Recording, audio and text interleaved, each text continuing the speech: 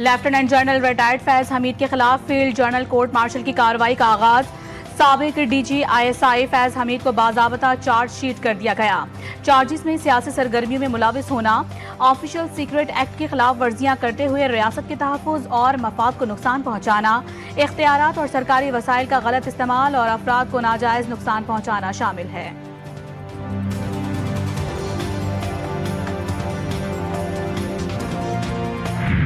जिन्होंने इस्लामाबाद पर जो चढ़ाई करने की एक इंतहाई नापाक कोशिश की, उसमें जो उन्होंने तोड़ फोड़ की, जिन्होंने इंतहाई पाकिस्तान के ख़िलाफ़ जो साजिश की गई, इसमें जो मुलव्वस हैं सबूत के साथ, उनको किसी सूरत में नहीं छोड़ा जाएगा। मुल्क का मुआशी इस्तेहकाम अमन अमान के साथ जुड़ा है। PTI ने इस्लामाबाद पर चढ़ाई करके मुल्क के खिलाफ साजिश की। वज़ीर-ए-आज़म शहबाज शरीफ का काबीना इजलास में इज़हार ख्याल, कहा कि किसी कसूरवार को माफ़ नहीं किया जाएगा। बदकिस्मती से एक बार फिर सिविल नाफरमानी की कॉल दी गई, जिसे पाकिस्तानियों ने मुस्तरद कर दिया।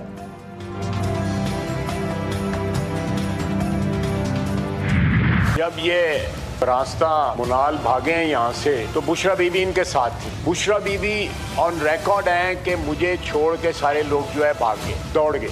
जब अली अमीन गंडापुर साहब की गाड़ी पे हमला हुआ, इनके वर्करों ने उनको डंडे मारे, उनके गाड़ी को तोड़ने की कोशिश की जब वो भाग रहे थे, तो उनके गार्ड्स ने जो है फायरिंग की अपने वर्करों के ऊपर। ये भी चीज ऑन रिकॉर्ड है। PTI की तरफ से सुबाइयत का कार्ड, पाकिस्तान से दुश्मनी। 10 साल कबल भी सिविल नाफरमानी की कॉल दी थी जो नाकाम हुई। वजीर दिफा ख्वाजा मोहम्मद आसिफ का कौमी असम्बली में इजहार ख्याल, कहा हवाई बातें करना कौम के इज्तिमाई शऊर की तौहीन है। तहरीक इंसाफ इस वक्त शदीद इख्तलाफात का शिकार है। बुशरा बीबी का बयान मौजूद है कि सब मुझे छोड़कर भाग गए। PTI अपना एक मुत्तफिका बयान सामने लाए। और हमारी यही डिमांड है जनाब स्पीकर कि एक impartial judicial inquiry, judicial commission होना चाहिए जो कि इस चीज की तय में जाए कि गोली क्यों चलाई, किसने ऑर्डर दिया। पाकिस्तान तहरीक इंसाफ के 12 हमारे साथी शहीद हुए। अपोजिशन लीडर का 26 नवंबर के वाकयात की जुडिशल तहकीकात का मुतालबा। कौमी असम्बली में इजहार ख्याल करते हुए उमर अय्यूब ने कहा कि PTI के 12 कारकुन शहीद हुए, 5000 से जायद कारकुनान को गिरफ्तार किया गया। हमारा पुरअमन एहतजाज था, एक शीशा भी नहीं टूटा था। हम मुल्क में रूल ऑफ लॉ के लिए जिद्दोजहद कर रहे हैं। खुद तो तुम लोग भाग गए इधर D चौक से पीछे ही से और दौड़ लगा दी, तो मेरा तो सवाल वही है कि दौड़ क्यों लगाई। अब दौड़ क्यों लगाई के चक्कर में आप अब सहाफ़ियों को टारगेट कर रहे हैं, उनके बच्चों के नाम शेयर कर रहे हैं, तस्वीरें शेयर कर रहे हैं, उनके घर के एड्रेस शेयर कर रहे हैं, तो ये तो किसी सूरत भी काबिल कबूल नहीं है।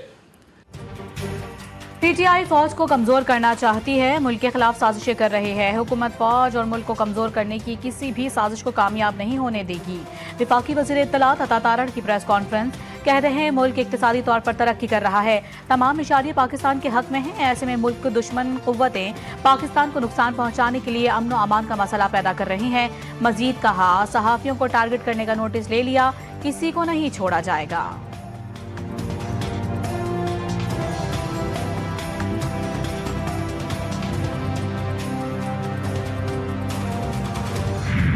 तो फैज हमीद एक ताकतवर आदमी था और मोहरा था। इमरान खान साहब पार्टी ने इस्तेमाल किया और उसको चीफ बनाने के लिए जलाओ गिराओ मार धाड़ की सियासत शुरू की। और जब एक ताकतवर आदमी ताकतवर हल्के से ताकतवर इदारे के फैसले में आएगा और उसने जब फैज हमीद ने गवाही दे दी है इमरान खान साहब के लिए, शवाहिद दे दी है बीबी बुशरा के और बाकी भगौड़े मफरूर हवाद अजहर टाइप और मुराद सईद जैसे लोग जो मुल्क से भागे हुए हैं, तो ये तो अब उनके लिए बहुत तकलीफ है। और मेरे लिए कोई सरप्राइजिंग शॉकिंग चीज नहीं होगी कि अगर इनका भी अब ट्रायल आर्मी कोर्ट पे हो। आज पाकिस्तान के लिए तारीखी दिन है। फैज हमीद को कोर्ट मार्शल के बाद सजा भी होगी। बानी PTI के लिए भी खतरनाक सूरत हाल है। बानी PTI रहनुमाओं के लिए मुश्किलात हो जाएंगी। सेनेटर फैसल वावडा की GTV न्यूज से खुसूसी गुफ्तगू, कहा कि 2 साल पहले जितनी बातें की थी वो सब सच साबित हो रही हैं। मुराद सईद जैसे लोग भी मुल्क से भागे हुए हैं, किसी से कोई डील नहीं हो रही।